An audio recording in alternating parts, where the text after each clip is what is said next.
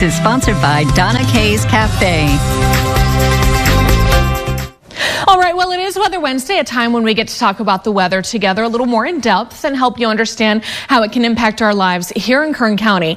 And this is a fun one. Today, I wanted to start with a pretty entertaining video of a weather balloon launch.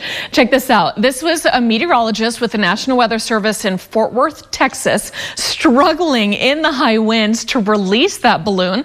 As you can see, the winds were whipping on through. Finally, he got a bit of a running start and it took off. These weather balloons are used to gather data about our upper atmosphere, which helps us meteorologists make our weather forecasts here on the ground. With confirmation from this launch, the NWS, they're issuing a high wind warning for the area with gusts reaching up to 60 miles per hour.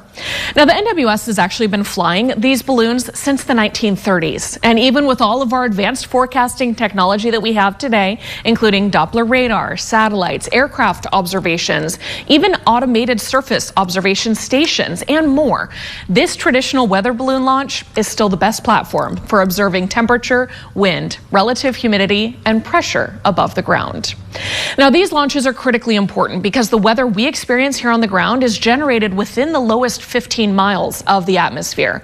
Weather balloons carry an instrument called a radiosonde, which is tracked by specialized ground equipment.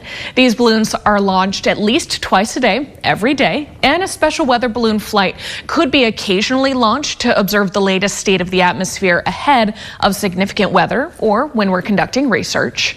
In total, the NWS launches about 76,000 weather balloons each year. So these balloons are launched with clearance from the FAA, and a full flight will typically take about 2 hours. During that time, the weather balloon can reach more than 100,000 feet in altitude, and it may drift more than 100 miles away from the launch site. Once that biodegradable balloon pops, the radiosonde returns to the ground on a parachute. Anyone who finds one can return it to the NWS, donate it to a school or a science club, or dispose of it properly. So now you know. Stay